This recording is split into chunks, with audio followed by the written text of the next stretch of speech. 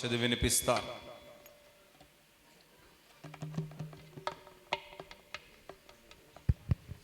ప్రజలు దేవుని పరిశుద్ధ గ్రంథం నుండి చదువుకుందాం. సర్వోన్నతమైన స్థలములలోనూ దేవునికి మహిమయు ఆయనకి ఇష్టమైన మనసులకు భూమి మీద సమాధానము కలుగునగాక అని స్తోత్రం చేయుచుండ్రి. ఈ దేవుడు చిన్న వాక్యం దీవించుగాక. ఆమేన్. సమయములో దయచేసి అందరము లేచి నిలిచి దేవుని ఎంతగానో మనమందరము ఆరాధిద్దాం.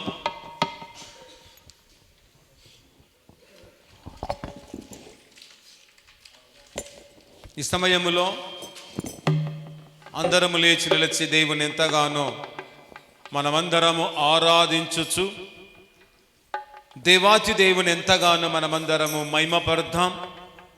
ఈ సమయం ప్రభువును ఆరాధించే సమయం, ఈ సమయం ప్రభువును స్తుతించే సమయం, ఈ సమయం ప్రభువును ఘనపరిచే సమయము గనక ఈ సమయాన్ని ఎవరు వృధాపరుచుకొనక, సమయమును పోగొట్టక ఈ సమయం తమను ఆయనకు సమర్పించుకొని మనము ముందు కొనసాగుదాం. అది ప్రార్థిస్తుండగా ప్రార్థన మన మధ్యలో ఉన్న దేవజనులు లాజరస్ గారు మన ప్రార్థన. నీ పరిశుద్ధ పాదములకు స్తుతి స్తోత్రములు చేయుచున్నానైనా. ఆదివార దినములనైనా పరిశుద్ధ దినములో చేరి ఈ రీతిగా నిన్ను స్తుతించడానికి మహిమపరచడానికి ఇచ్చిన సమయాన్ని బట్టి వందనాలయ్యా. ఆశీర్వదించి బలపరచునైనా. సంఘమును సంఘ పెద్దలను ఆశీర్వదించు. సంఘములో ఉన్న ప్రతి ఒక్కరిని ఆశీర్వదించి బలపరచు. స్త్రీలను పురుషులను ఆశీర్వదించి దృఢపరిచి బలపరిచే భాగ్యాన్ని దయచేదు అని నేను వేడుకొంచున్నా. దయచేసి అందరూ కూర్చోవలసిందిగా ప్రభు నామమున మీకు అందరికీ మనవి చేస్తూ ఉన్నాం. క్రీస్తునందు ప్రేమైన వారలారా, ఈ యొక్క సమయములో కొద్ది నిమిషాలు దేవుని వాక్యమును మనము ధ్యానించుకుందాం. అంతకంటే ముందు ఈ యొక్క శ్రేష్టమైన సమయం, శ్రేష్టమైన జీవితం, శ్రేష్టమైన దినమును ప్రసాదించిన ఆ దేవాతి దేవునికి మొట్టమొదటిగా హృదయపూర్వకముగా కృతజ్ఞతాస్తుతులు చెల్లిస్తూ ఉన్నాం. అలాగే ఓపికతో, విశ్వాసముతో, నిరీక్షణతో, ఆశాభావముతో ప్రభు సన్నిధిలో కూర్చున్న మీకందరికీ మన ప్రభువైన యేసుక్రీస్తు నామమున మీకందరికీ శుభములు తెలియచేస్తూ ఉన్నాం. క్రీస్తునందు ప్రేమైన దైవ జనాంగమ, దేవుని యొక్క మహాకృపను బట్టి మనమందరం యొక్క క్రిస్మస్ దినాలలోనికి ప్రవేశించాం. మరొక పరిశుద్ధ దినములోనికి మనము ప్రవేశించాము గనుక అందును బట్టి దేవునికి ఎంతగానో మరి ఎక్కువగా కృతజ్ఞతలు చెల్లిస్తూ గట్టిగా చప్పట్లు కొడుతూ ప్రభువును మనమందరము అభినందిద్దాం.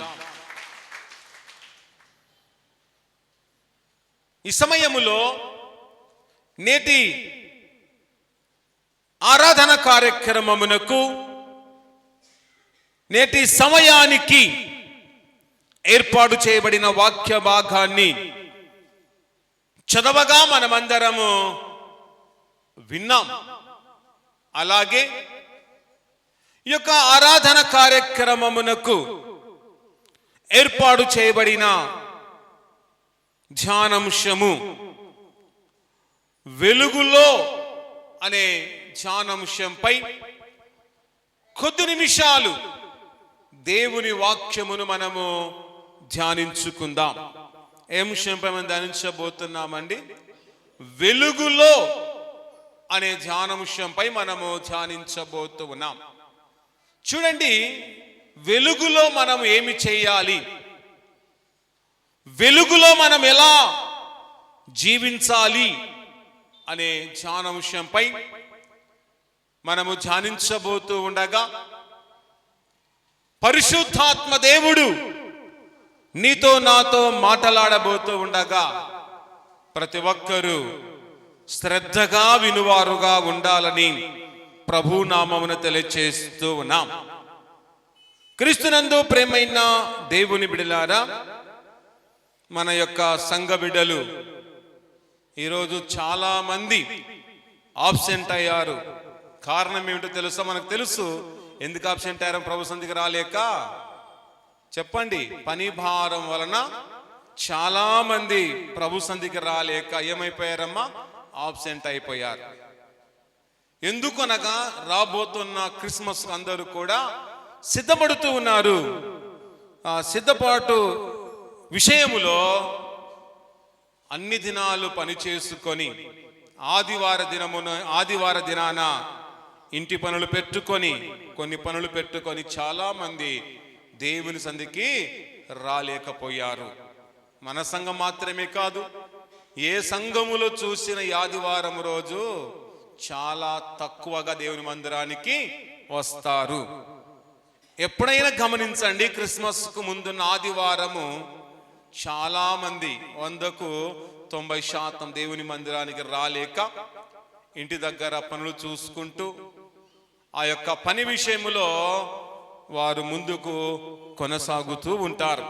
కానీ అది ముఖ్యము కాదు. కానీ దేవుని మందిరానికి రావడం ముఖ్యము, దేవుని సన్నిధికి రావడం ముఖ్యము, దేవుని ఆలయములో ఉండడము ముఖ్యమనేది ఈ క్రైస్తవ లోకము గుర్తించేదిగా ఉండాలని ప్రభునామమున తెలియచేస్తూ ఉన్నాం. క్రీస్తునందు ప్రేమైన దేవుని బిడలారా, ఈ సమయంలో మనం ఏం అంశంపై ధ్యానించబోతున్నామండి? వెలుగులో అనే ధ్యానాంశంపై మనము ధ్యానించబోతూ ఉన్నాం.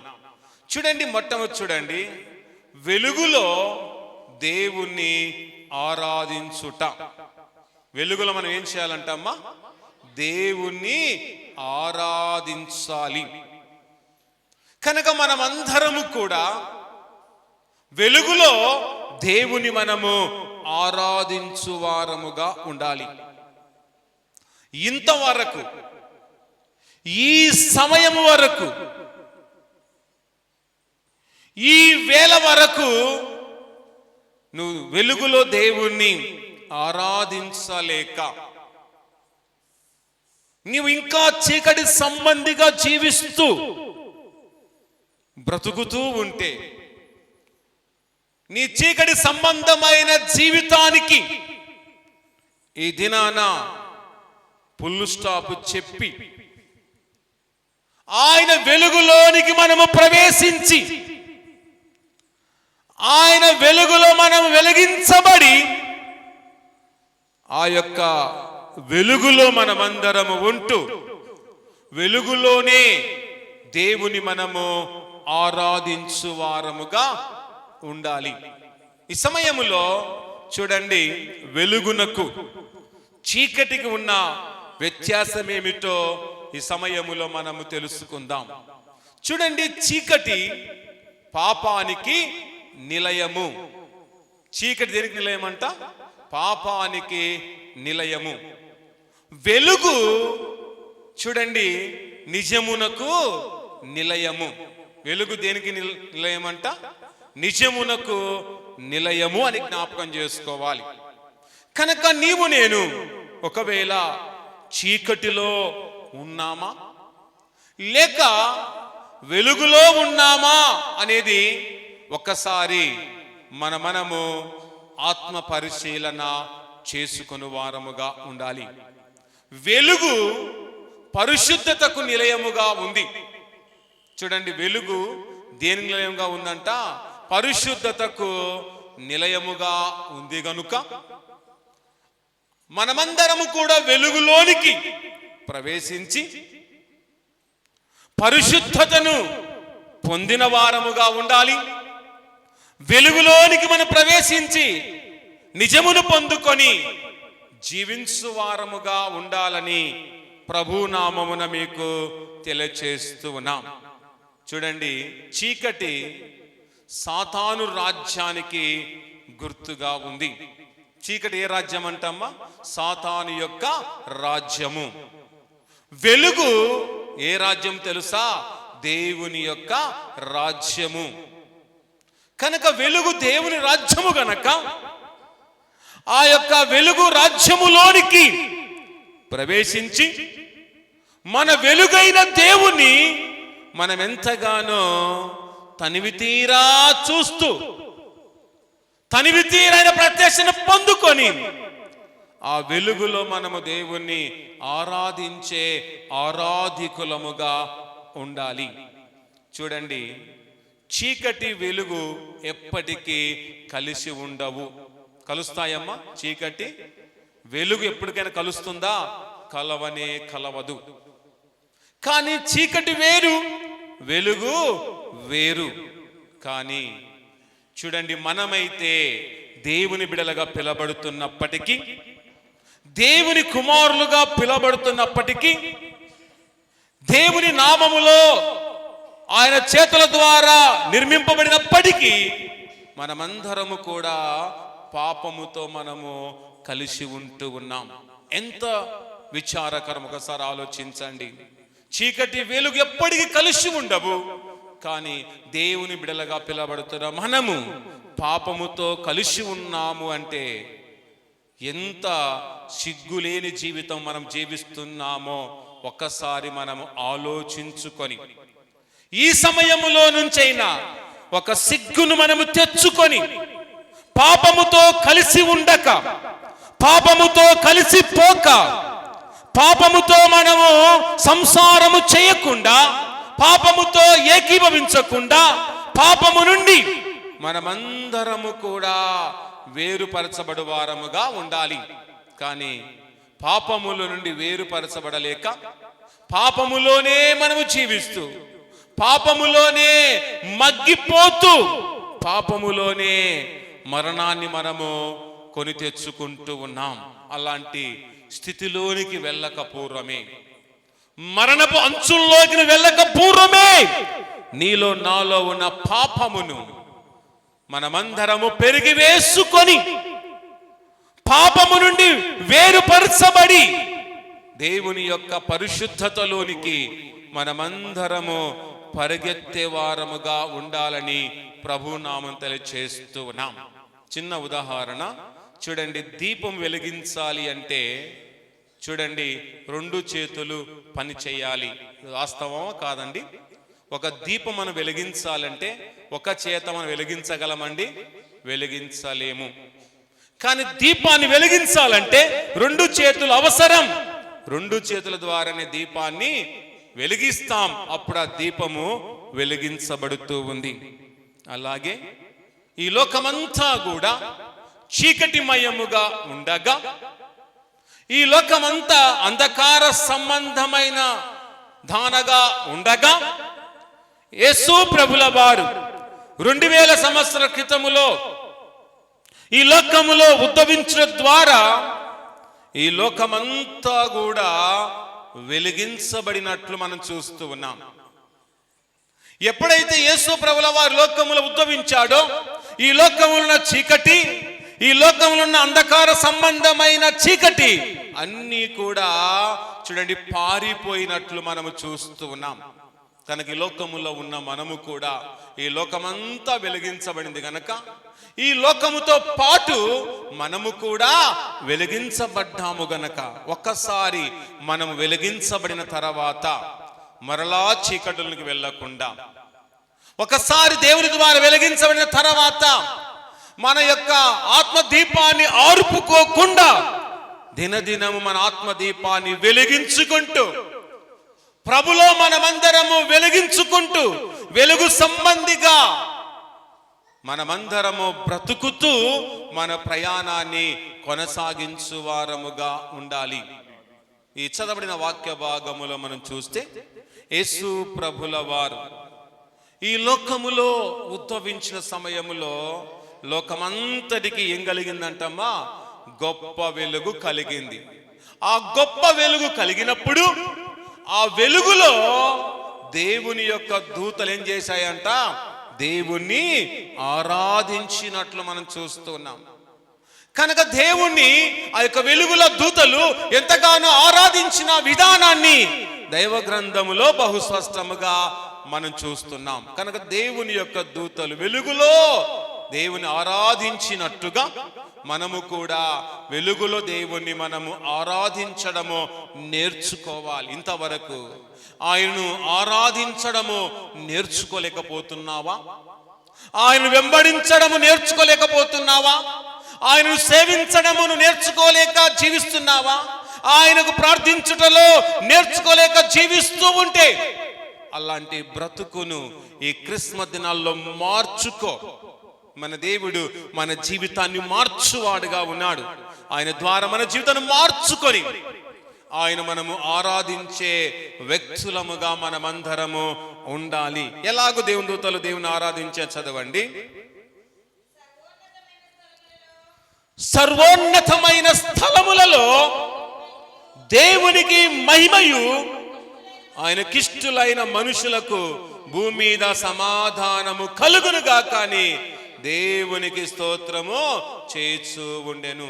కనుక చూడండి, దేవుని యొక్క దూతలు చూడండి దేవునికి ఎంతగానో స్తోత్రము చేస్తున్నాయి, ఎంతగానో దేవుని మహిమపరుస్తున్నాయి, ఎంతగానో దేవుణ్ణి ఆ వెలుగులో అవి ఆరాధిస్తున్న విధానాన్ని మనము గమనిస్తూ ఉన్నాం.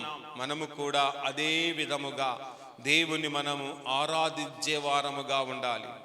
నీ ఆరాధన ఇంతవరకు ఒకవేళ ఆగిపోయిందేమో, ఒకవేళ ఆరాధిస్తున్నావు కానీ ఆరాధన వ్యర్థమైన ఆరాధనగా ఉంటే నీ వ్యర్థమైన ఆరాధన తొలగించుకొని ఆగిపోయిన ఆరాధన ఈ దినమున ప్రారంభించి మనమందరము కూడా వెలుగైన ప్రభులోనికి మనం ప్రవేశించి వెలుగైన దేవుని మనము కలిగి జీవిస్తూ ఆయన వెలుగులో ఖచ్చితంగా మనమందరము దేవుని ఆరాధిస్తూ గొప్ప ఆరాధికునిగా ప్రభు ద్వారా మనము పేరు పొందుదాం. గొప్ప ఆరాధికునిగా ప్రభు ద్వారా మెప్పు పొందుకొని దేవుని యొక్క మహిమార్థమే మనము జీవించాలి. నువ్వు మనుషుల మహిమార్థంగా జీవించవలసిందే, దేవుని మహిమార్థముగా మనము జీవించాలి. దేవుని ఘనత కొరకు మాత్రమే నువ్వు జీవించాలి. దేవుని యొక్క ఆశీర్వాదం కొరకు మాత్రమే జీవించాలి. కానీ మరి దేని కొరకు నువ్వు జీవించవలసిన అవసరత లేదు, అక్కర లేదు అని మనమందరము గమనించు వారముగా ఉండాలి. యేసు ప్రభుల వారు ఈ లోకములో ఉద్భవించినప్పుడు చూడండి 2 సంఘటనలు జరిగాయి. ఒకటి చూడండి, దేవునికి మహిమ కలిగినది. యేసు ప్రభుల వారు ఈ లోకములో పుట్టిన వెంటనే జన్మించిన వెంటనే ఏం కలిగిందంట? దేవునికి మహిమ కలిగింది. తర్వాత రెండో చూడండి, యేసు ప్రభుల లోకములో జన్మించిన వెంటనే రెండో సంఘటన ఏంటంటే మనుషులందరికీ ఏం కలిగిందమ్మా? సమాధానము కలిగింది. కనుక మనుషులందరికీ ఆయన లోకముల పుట్ట ద్వారా మనుషులందరికీ గొప్ప సమాధానము కలిగి ఉన్నది. అందుకే మనమందరము సమాధానము గలవారముగా ఉండాలి. చాలా మందిని గమనిస్తూ ఉంటాం, సమాధానం లేని స్థితిలో చాలా మంది ఉన్నారు. కనుక కుటుంబంలో సమాధానం లేదు. ఎక్కడ చూసిన సమాధానం అనేది కొరతగా కనబడుతూ ఉంది. కానీ ప్రభు మనకు సమాధానం ఇచ్చాడు గనక ఆ సమాధానాన్ని మనము పోగొట్టుకొనక, అసమాధానంగా జీవించకుండా సమాధానము గలవారముగా జీవించుచు నువ్వు ఇంతవరకు చీకటిలోనే నడుస్తూ ఉంటే ఆ చీకటి విధానానికి మనమందరము కూడా గుడ్ బై చెబుతూ చీకటిలోనికి మనమందరము ఎంతగానో ప్రవేశించి మన వెలుగైన దేవుణ్ణి, ఆశ్చర్యకరమైన దేవుణ్ణి, మహిమోన్నతమైన దేవుణ్ణి మనము తలస్తూ బ్రతకడము నా జీవితానికి ఎంతో అవసరత అని మనమందరము ఎరుగువారముగా ఉండాలి. తర్వాత రెండో విషయం చూడండి, వెలుగులో చూడండి నడుచుట. చూడండి, వెలుగులో మనం ఏం చేయాలంట? నడవాలి. కనుక మనమందరము నడుస్తూ ఉన్నాము. నడుస్తూ ఉన్న మనము ఎక్కడ నడుస్తూ ఉన్నాం? ఏ విధానం నడుస్తున్నాం? ఏ త్రోవల్లో నడుస్తున్నాం? మన నడక ఏమిటి? మన స్థితి ఏమిటి అనేది మనము దినదినము మనము పరీక్షించుకోవాలి. కనుక మనమందరం దేవుని ఎదుట నిత్యము విద్యార్థులమే. చూడండి, స్కూల్కి వెళ్ళే పిల్లలు మాత్రమే విద్యార్థులు కాదండి, దేవుని బిడ్డలందరూ కూడా దేవుని ఎదుట విద్యార్థులే.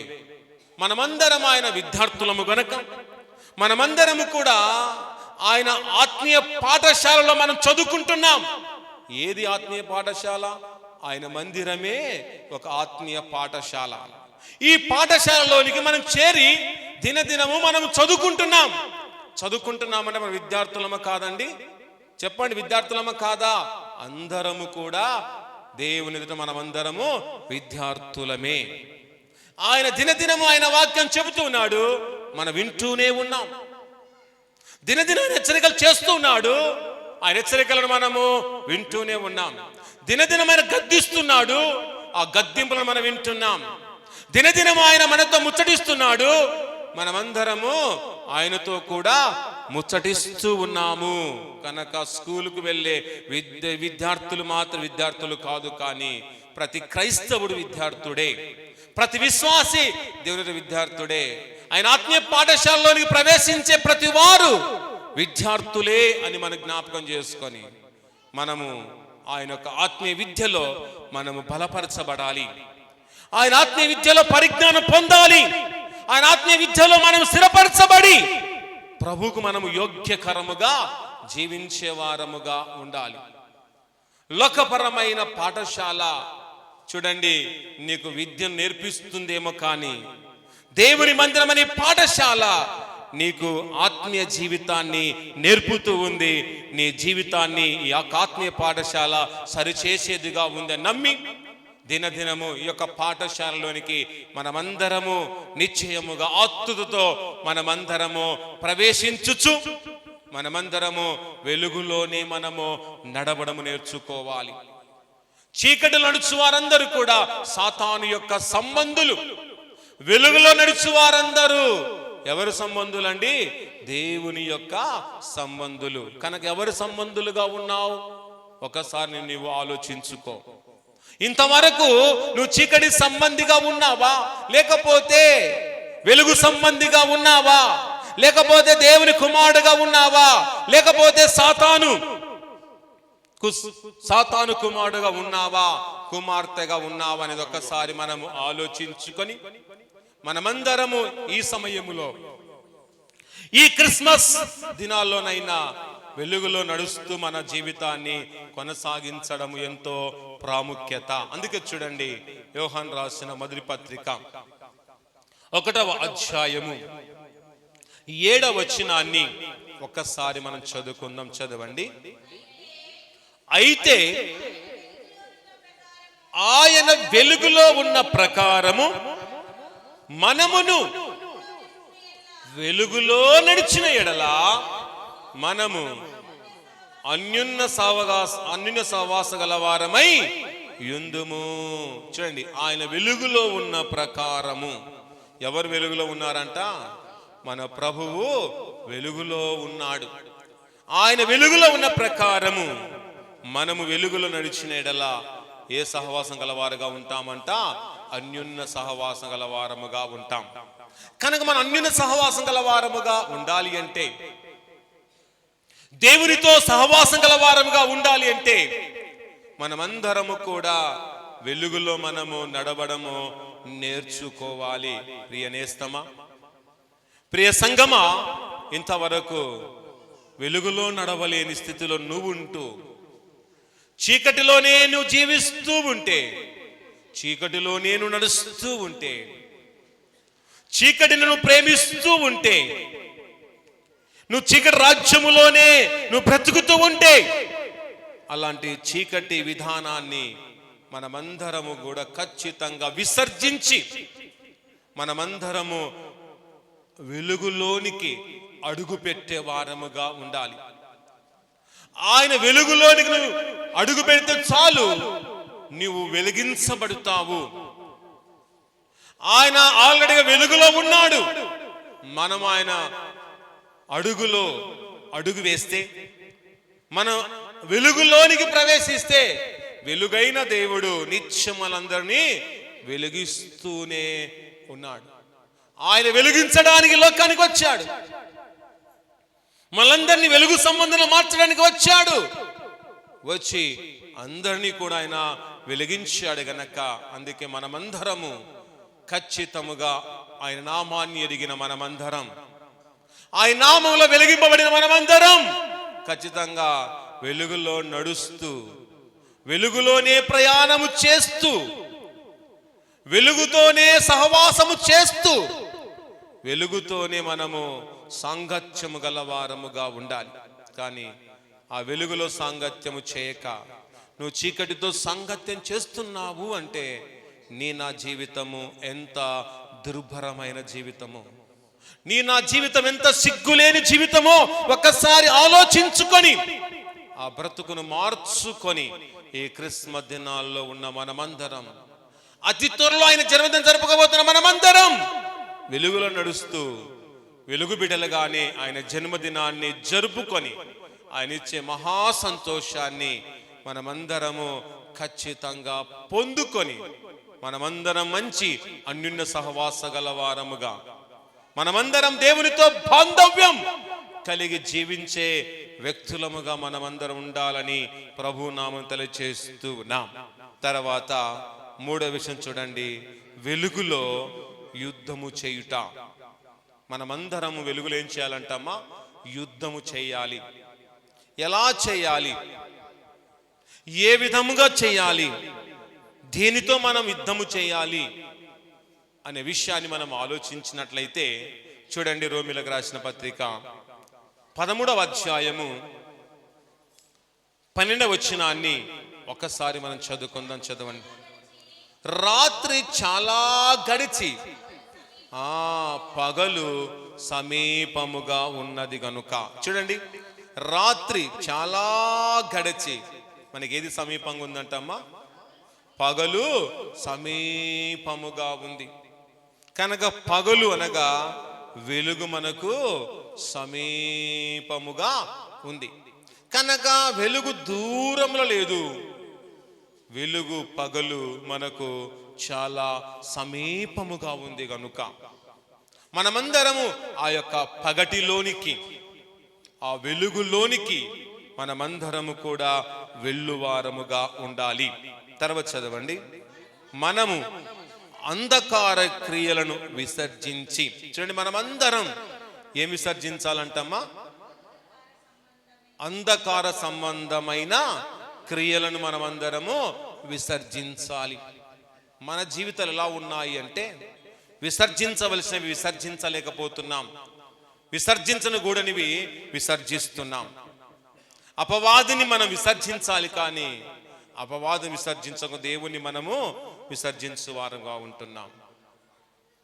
తర్వాత చీకటిని మనం విసర్జించాలి, కానీ వెలుగును మాత్రమే మనం విసర్జిస్తూ ఉన్నాం.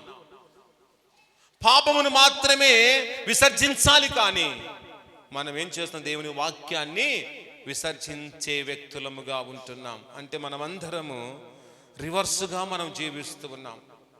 దేవుడు చూడండి ముందు గేరేస్తే మనం రివర్స్ గేరేస్తూ ఉన్నాం. చూడండి ఎలా ఉంది మన పరిస్థితి అంటే దేవుడు మనం ముందుకు వెళ్ళాలని ముందు గేరేస్తూ ఉన్నాడు, కానీ దేవా మేము ముందుకు వెళ్ళాం, మేము వెనక్కి వెళ్తామని వెనక గేరేసుకొని మనం వెనక స్థితిలోకే వెళ్ళిపోతున్నాం. ఇంకా దిగజారిన స్థితిలోనికే వెళ్ళిపోతూ ఉన్నాం, వెనక స్థితిలోనికే వెళుతున్నాం, కానీ ముందుకు మనం వెళ్ళలేని స్థితిలో ఉన్నాము. కనుకలా కాకుండా మనం కూడా ముందు గేరేసి ముందుకు వెళ్ళాలి. మనమందరము ప్రభుతోనే నివసించాలి. ప్రభులో ఉంటూ మనమందరము వెలుగులో మనమందరము యుద్ధము చేయాలి. ఏమిటి ధరించిన యుద్ధం చేయాలో చదవండి. తేజో సంబంధమైన యుద్ధోపకరణములు ధరించుకొందము. చూడండి, తేజో సంబంధమైన యుద్ధోపకరణములను మనము ధరించుకొని యుద్ధము చేయాలి. ఏమిటి యుద్ధము చేయాలంటే పాపముతో మనము యుద్ధము చేయాలి. పాపముతో మనం రాజీ పడకూడదు. పాపముతో రాజీ పడ్డావనుకో ఆ పాపం నిన్ను పతనానికి తీసుకువెళ్ళుతూ ఉంది. కనుక పాపముతో మనము రాజీ పడకుండా పాపముతో పోరాటం చేస్తూనే ఉండాలి. పాపముతో యుద్ధం చేస్తూనే ఉంటే ఆ పాపం మన దగ్గర నుండి ఏదొక రోజు పారిపోతూ ఉంది. కానీ నువ్వు పాపముతో యుద్ధము చేయడం మానుకున్నావనుకో, ఆ యొక్క పాపమే పాముగా మారి ఏదొక రోజు నిన్ను కాటు వేస్తూ ఉంది. కనుక పాపమే పాముగా మారి కాటు వేయక ముందే నీవు నేను యుద్ధము చేస్తూనే ఉండాలి. యుద్ధములో మనము యుద్ధ వీరులుగా కొనసాగుతూనే ఉండాలి. తర్వాత మనం దేనితో మనం యుద్ధము చేయాలి అంటే చీకటితో మనం నిత్యము కూడా యుద్ధము చేస్తూనే ఉండాలి. కనుక వెలుగుకు చీకటి ఇష్టం ఉండదు, అలాగే చీకటికి వెలుగు కూడా ఇష్టం అనేది ఉండదు. అది వేరే, చీకటి ప్రపంచం వేరే, వెలుగు ప్రపంచము వేరే. కనుక చీకటి చూడండి, వెలుగు రాగానే ఏమవుతుందమ్మా, అది పారిపోయేదిగా ఉంది. వెలుగు రాగానే చీకటి అక్కడ నిలుస్తుందండి, పారిపోతూ ఉంది. చూడండి, మనం ఒక చీకటి గదులకు వెళ్దాం. వెళ్ళి మన దగ్గర ఉన్న ఒక క్యాండిల్ వెలిగిద్దాం. వెలిగించగానే చీకటిమయమైన గదిలో చీకటి ఉంది. చీకటిమయమైన గది ఏమవుతుందంటే మనం వెలిగించగానే దేంతో నింపబడుతుందమ్మా, వెలుగుతో నింపబడుతుంది. అది వెలుగుతో నింపబడుతుంది అంటే అక్కడ చీకటి ఏమైందమ్మా, పారిపోయింది. అంటే చీకటి ఎప్పుడు కూడా వెలుగుకు భయపడుతూనే ఉంది. మనము కూడా దేవునికి భయపడుతూనే జీవించాలి. దేవుని వాక్యానికి లోబడుతూనే జీవించడము మనమెందరము నేర్చుకోవాలి. మనం దేని యుద్ధం చేయాలంటే మనలో ఉన్న శరీర కోరికలతో మనం యుద్ధము చేస్తూనే ఉండాలి. కానీ మనం ఏం చేస్తున్నాం తెలుసా, మన శరీర కోరికలను నెరవేర్చుకుంటున్నాం, కానీ ఆ కోరికలతో మనం యుద్ధము చేయలేకపోతున్నాం. ఆ కోరికలతో మనం పోరాటము చేయలేక ఈ శరీర క్రియలు నాకు బాగున్నాయి అని శరీర క్రియలను తీర్చుకుని వారు, శరీర కోరికలు తీర్చుకుని వారు సమాజంలో చాలా మంది కోకొల్లలుగా కనబడుతున్నారు. చాలా విచిత్రం ఏంటంటే పాటలు పాడేవారు బాగా పాడుతూ ఉన్నారు, వాక్యం చదవగలవారు చదువుతూ ఉన్నారు, దినదినం దేవుని మందిరకు వస్తున్నారు. కానీ వారిలో ఉన్న చెడు తనాన్ని, చెడు యొక్క ఆలోచన, చెడు అలవాటును వదలని వారుగా చాలా మంది ఉన్నారు. చూడండి, దేవుని మందిరకు వస్తారు, పాటలు పాడతారు, ప్రభువును ధ్యానిస్తారు, కానీ ఏదో ఒక కోసాన ఒక చెడు అలవాటు కలిగిన వారు చాలా మంది ఉన్నారు. ఏం అలవాటు అంటే ఆకొక్క వేసుకున్న వారు లేరా? చాలా మంది దేవుని మందిరకు వస్తారు, చక్కగా పాడబడతారు, మరలా ఆకొక్క వేసుకున్న వారు చాలా మంది ఉన్నారు. చాలా మంది దేవుని మందిరకు వస్తారు, చాలా చక్కగా దేవుని ఆరాధనలో పాల్గొంటారు, పాటలు పాడతారు, మరలా సీక్రెట్ బీడి తాగేవారు లేరా అంటే చాలా మంది ఉన్నారు. దేవుని మందిరకు వస్తారు, అన్నీ చక్కగా చేస్తారు, అలాగే గుట్టుక వేసుకున్న వారు లేరా? చాలా మంది ఉన్నారు. అలాగే దేవుని మందిరకు వస్తారు, పాటలు పాడతారు, దేవుని ధ్యానిస్తారు, ఆరాధిస్తారు, రాజకీయం వేసుకున్న వారు లేరా అంటే చాలా మంది ఉన్నారు. ఇలాంటి బ్యాడ్ హ్యాబిట్ కలిగి జీవిస్తూ కూడా దేవుని ఆరాధించేవారు ఉన్నారు అంటే అది ఎంత సిగ్గుచేటు ఒకసారి ఆలోచించుకొని, నువ్వు దేవుని ఆరాధించడం మంచిదే, దేవుని మందిరం రావడం మంచిదే, కానీ నీకున్న అలవాటు అది మంచిది కాదు గనక ఆ చెడు అలవాటును నేను ఏదో ఒక రోజు తీసివేసుకోవాలి. తీసివేసుకొనకపోయావనుకో ఆ అలవాటే నీకు హాని తెచ్చిపెడుతుంది, ఆ అలవాటే నీకు అవమానము తీసుకొని వస్తూ ఉంది. కనుక చిన్న అలవాటు కలిగి ఉన్నావనుకో, అలవాటు ద్వారా నువ్వు సమాజములో ధైర్యంగా తిరగలేవు. ఎందుకంటే నీలో ఉన్న ఆ యొక్క అలవాటు వలన, చెడు అలవాటు వలన, అది ఏ అలవాటే సరే అలవాటు నీలో ఉంటే నువ్వు ధైర్యంగా జీవించలేవు, ధైర్యంగా బ్రతకలేవు. కనుక అలవాటుని దినాన మనం వదిలి వేసుకుందాం. నీలో ఏ అలవాటు ఉందో అలవాటును ఈ యొక్క సంవత్సరంలో వదిలివేసుకొని రాబోతున్న నూతన సంవత్సరంలోనికి చాలా పవిత్రంగా మనం ప్రవేశించి, చాలా చక్కగా మనం ప్రవేశించి మనం మార్పు చెందిన వారముగా ఉండాలి. చాలా మంది గమనిస్తూ ఉంటాం, ఏదైనా వారికి అలవాటు ఉందనుకోండి, వారు డైరెక్ట్గా పాస్టర్ దగ్గరకు రాలేరు. ఎందుకంటే వారికి ఉన్న అలవాటు బట్టి రాలేకపోతూ ఉన్నారు. అలాగే చాలా మంది వారికి అలవాటును బట్టి దేవుని మందిరానికి రాలేకపోతూ ఉన్నారు. వారికి అలవాట్లన్నిటిని దినాన వదిలి వేసుకొని దేవుని యొక్క అలవాట్లు, దేవుని యొక్క గుణలక్షణాలు మనం ఆస్వాదము చేసుకునే వ్యక్తులముగా ఉంటూ మనమందరము కూడా చూడండి, మనమందరము శరీర కోరికలు యుద్ధము చేయాలి, తర్వాత సాతానుతో యుద్ధము చేయాలి, భూ సంబంధమైన వాడితో దినదినము యుద్ధము చేస్తూనే ఉండాలి. మన పని యుద్ధము చేసే పని, మన పని సైనికుని పని. మనమందరు యుద్ధ వీరులుగా పోరాటం చేస్తూ ఉంటేనే దేవుని రాజ్య నివాసులుగా చేర్చబడతాం. కానీ యుద్ధము మానుకున్నావనుకో నువ్వు పతనమే అని జ్ఞాపకం చేసుకొని మనమందరము వెలుగులో యుద్ధము చేస్తూ మన జీవిత ప్రయాణాన్ని నమ్మకంగా దేవునికి అప్పగించుకున్న వారముగా ఉండాలి. తర్వాత 4వ విషయం చూడండి, వెలుగులో పని చేయుట. మనమందరము కూడా వెలుగులో ఏం చేయాలంట? పని చేసే వారముగా ఉండాలి. నువ్వు పని చేస్తున్నావా? నువ్వు వెలుగులో పని చేయలేకపోతున్నావు, కానీ చీకటిలో పని చేయడానికే ఇష్టపడుతున్నావు. చాలా మందిని మనము ప్రశ్నిస్తే చాలా మంది చీకటిని కోరుకుంటున్నారు, కానీ వెలుగును కోరుకోలేకపోతున్నారు. ఎందుకంటే వెలుగు మన నిజ స్వరూపాన్ని బయట పెడుతుంది కనుక. వెలుగు మనలో ఉన్న చూడండి బ్యాడ్ లక్షణాలను బయట పెడుతుంది కనుక. వెలుగు మనలో ఉన్న దుష్టక్రియలను బయట పెడుతుంది కనుక. వెలుగు మనలో ఉన్న పాపక్రియలు బయట పెడుతుంది కనుక చాలా మంది వెలుగును ఎవరు ఇష్టపడడం లేదు, కానీ చీకటిని ఇష్టపడేవారు చాలా మంది ఉన్నారు. కనుక ప్రియ దేవుని బిడ్డలారా, నీవు నేను ఆలోచిద్దాం. మనమందరము దేవుని బిడ్డలం కనుక వెలుగుకే మనం ప్రాధాన్యత ఇవ్వాలి, ప్రియారిటీ ఇవ్వాలి, కానీ చీకటికి మనం ప్రాధాన్యత ఎప్పటికీ కూడా ఇవ్వకూడదు అని దైవ గ్రంథములో బహుస్పష్టముగా మనకు రాయబడి ఉన్నది. చూడండి, యోహాను సువార్త 3వ అధ్యాయము 20వ వచనం నుండి మనం చదువుకుందాం. 3వ అధ్యాయము 20వ వచనం.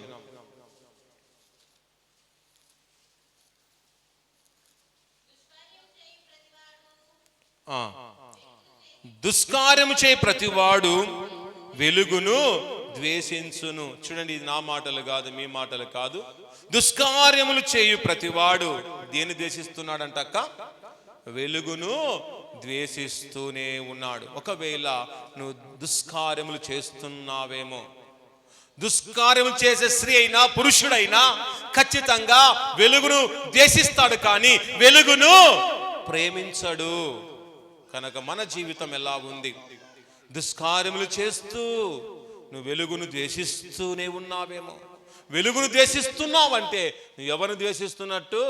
దేవుని నీవు ద్వేషిస్తూ ఉన్నావు.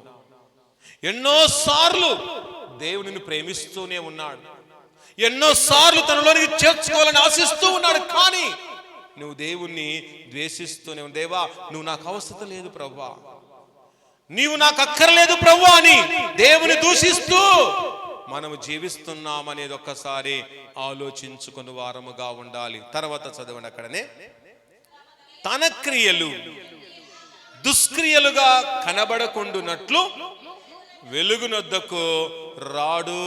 చూడండి, దుష్కార్యములు చేసేవాడు తన యొక్క దుష్క్రియలు కనబడుతాయని ఎక్కడికి రాడంట? వెలుగు యొద్దకు రానే రాడు. ఎందుకంటే వెలుగు యొద్దకు వస్తే వాని దుష్క్రియలు బయటపడతాయి, వాని యొక్క నిజ స్వరూపం బయటపడుతుందని తెలుసుకొని పాపములో ఉన్న ప్రతి వాడు, దుష్క్రియలు కలిగి జీవించే ప్రతి స్త్రీ అయినా పురుషుడైనా వెలుగునొద్దకు రాలేక ఆగిపోతూ ఉన్నారు. కనుక మనం అలా ఆగిపోకూడదు, మనము సాగిపోయే వారముగా ఉండాలి. ఆగిపోయావంటే అదే నీ జీవితం ముగుస్తుంది. నీ జీవితం ముయ్యబడిన పుస్తకంలాగా ఉండకుండా తెరవబడిన పుస్తకంలాగా ఉంటూ మనము దేవునిలో మన జీవితాన్ని కొనసాగించే వారముగా ఉండాలి. నీ జీవితము ఇంతటితో ముగిసిపోకూడదు. ఇంకా నీ జీవితం ముందుకు వెళ్ళాలి, ఇంకా నీ జీవితంలో ఆత్మీయతను పొందాలి, ఇంకా నీ జీవితంలో ఆనందాన్ని పొందాలి, నీ జీవితంలో ఇంకా మహా సంతోషాన్ని పొందాలంటే మనం ఆగిపోయే వారముగా ఉండకూడదు. పెట్రోల్లోని బైక్ ఆగిపోయినట్టుగా మనం ఆగిపోకూడదు.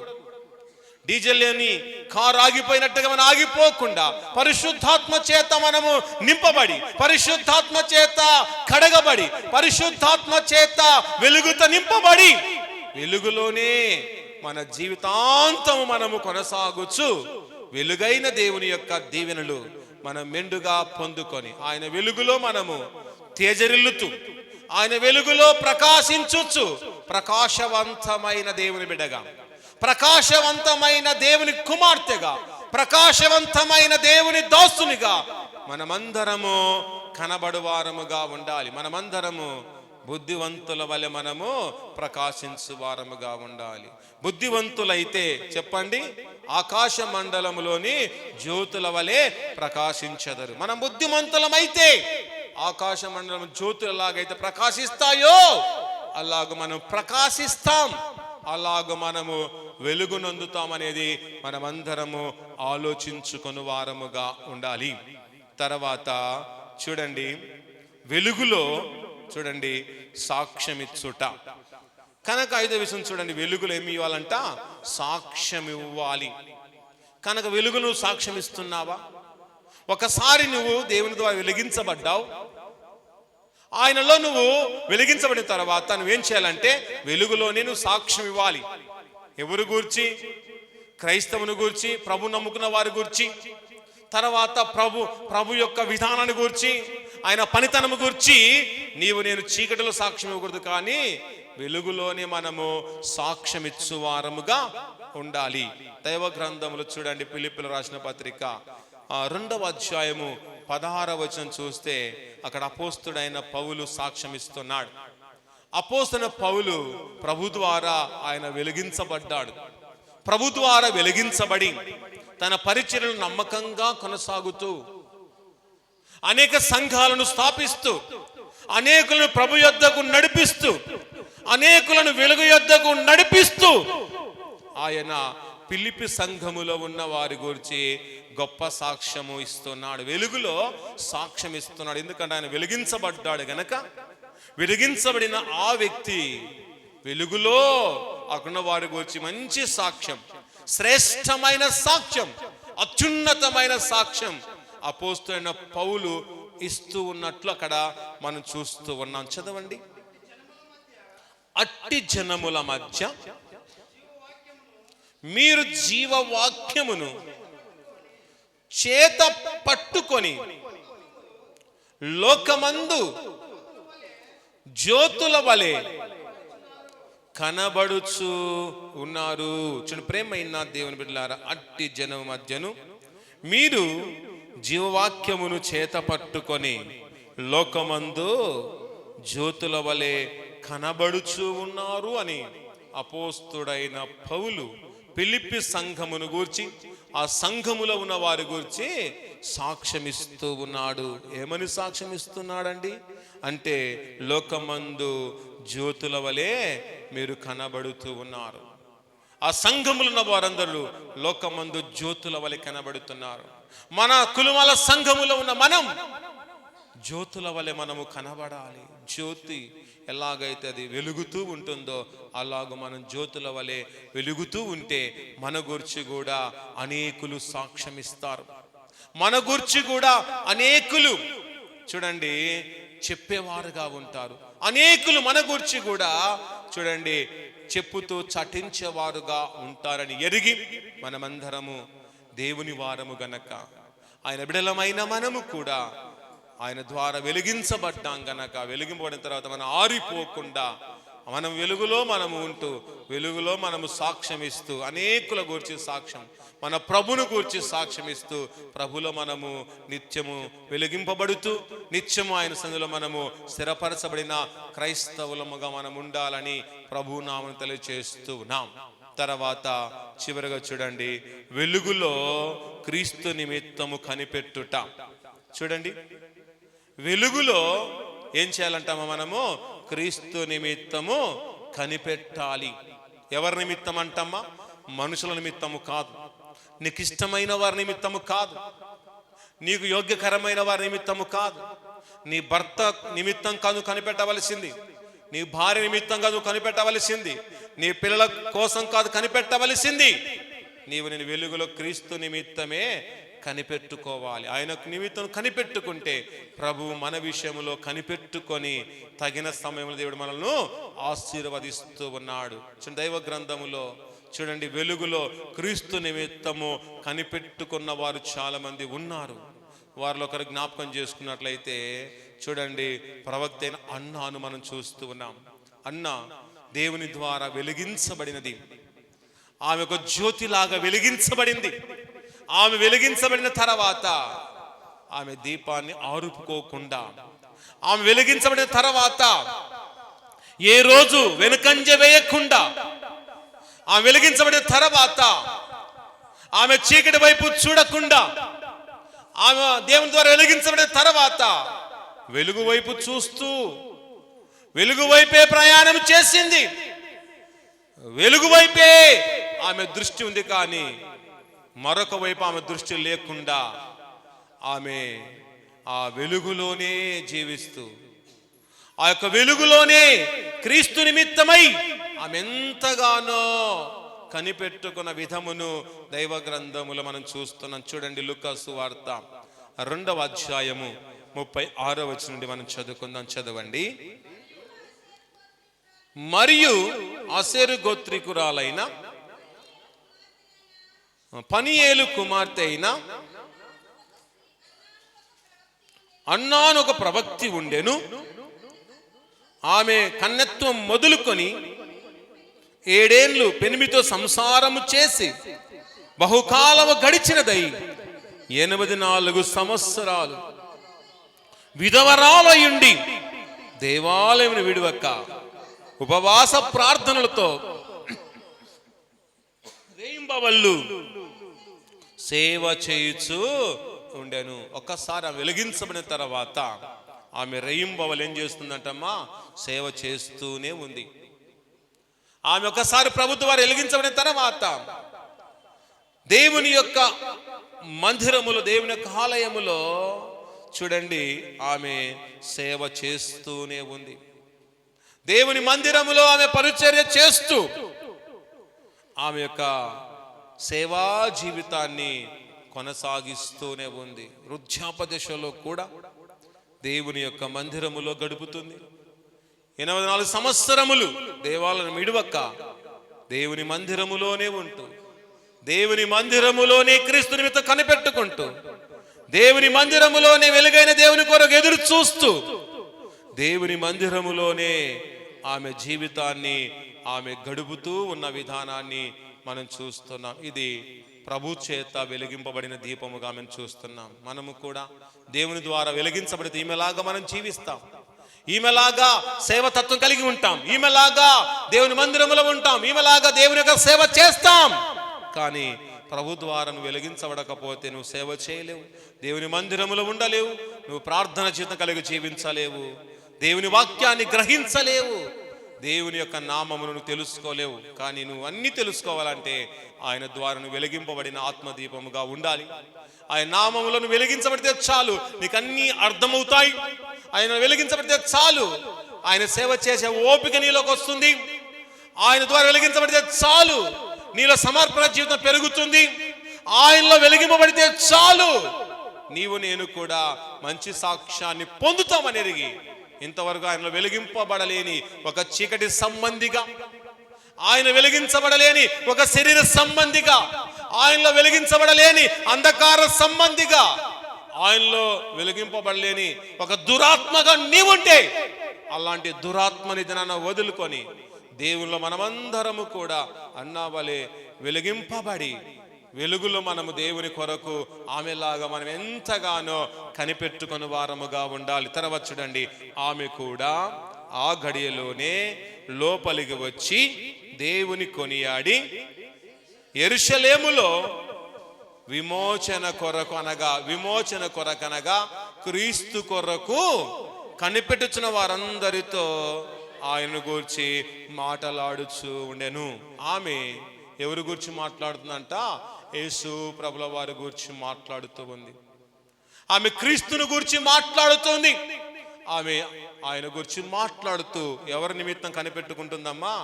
క్రీస్తు నిమిత్తం ఆమె కనిపెట్టుకొని ఉన్నది. కనుక ప్రియ దేవుని బిడ్డ, ఇంతవరకు నువ్వు దేవుని కొరకు కనిపెట్టుకోలేక జీవిస్తున్నావేమో, ఇక నుంచి మనం కనిపెట్టుకుందాం. మనం కూడా కనిపెట్టుకుంటున్నాం. దేని కొరకు? రాబోతున్న క్రిస్మస్ కొరకు కనిపెట్టుకుంటున్నాం. ఎప్పుడు క్రిస్మస్ వస్తుందా, ఎప్పుడు నూతన వస్త్రం ధరించుకోవాలని నూతన వస్త్రం ధరించుకోవడానికి కనిపెడుతున్నాం. వాస్తవం లేదండి? ఎప్పుడు మనం వంటకాలు చేసుకుందామా అని వంటకాల కొరకు కనిపెట్టుకుంటున్నాం. ఎప్పుడు బంధువులు పిలుచుకుందామా అని బంధువుల కొరకు కనిపెట్టుకుంటున్నాం. ఎప్పుడు బంధువులు మనం పండగ పిలుస్తారని వారి పిలుపు కొరకు మాత్రమే కనిపెట్టుకుంటున్నాం. కానీ ప్రభు కొరకు మాత్రం మనము కనిపెట్టుకోలేకపోతున్నాం. అశాశ్వతమైన వాటి కొరకైతే కనిపెడుతున్నాం, కానీ శాశ్వతమైన వాటి కొరకు మనము కనిపెట్టలేకపోతున్నాం. కనుక రాబోతున్న క్రిస్మస్లో మనం క్రీస్తు కొరకు మాత్రం కనిపెట్టుకోవాలి, కానీ మరి దేని కొరకు నువ్వు కనిపెట్టుకోవద్దు. దేని కొరకు నువ్వు ఆశపడక ప్రభుపై ఆశపడుదాం, ప్రభుపై ఆధారపడుదాం. ప్రభు యొక్క వెలుగులో జీవిస్తూ వెలుగు సంబంధులుగా మనం బ్రతుకుతూ దేవుని ఎంతగానో స్మరణ చేస్తూ ధ్యానిస్తూ మనం దేవునికి అప్పగించుకొని వెలుగులో మనమందరము ప్రత్యేకంగా జీవిద్దాం. వెలుగులోనే మన బ్రతుకును కొనసాగిస్తూ నమ్మకమైన దేవుడిగా, నమ్మకమైన వారసునిగా మనమందరం కొనసాగుచు ఆయన పరిశుద్ధత, ఆయన ఆశీర్వాదం పొందుకొని ముందుకు మనము కొనసాగు వారముగా ఉందాం. ప్రార్థించుకుందాం. తలలు వంచండి, ప్రార్థించుకుని దేవుడి చిన్నమైన కృప, తన సన్నిధిని, తన ఆశీర్వాదం ఈ సమయంలో మనం పొందుకుందాం. అందులో ప్రార్థిస్తూ ఉంటుండగా ప్రార్థన చేసుకుందాం. దేవా, నీకు వందనాలు. ఇంతవరకు మీరు మాతో మాట్లాడిన ప్రతి మాటను బట్టి వందనాలు. మేమందరినీ వాక్య ప్రకారంగా జీవించే మహాకృప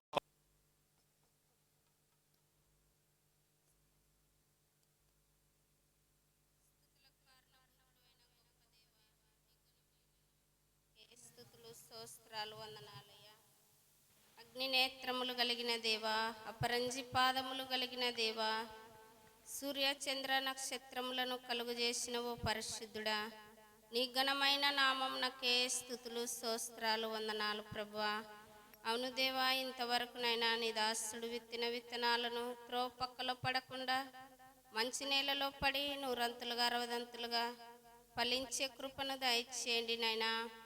దేవా నైనా, నువ్వు పుట్టగానే వెలుగు లోకమునకు వచ్చింది తండ్రి.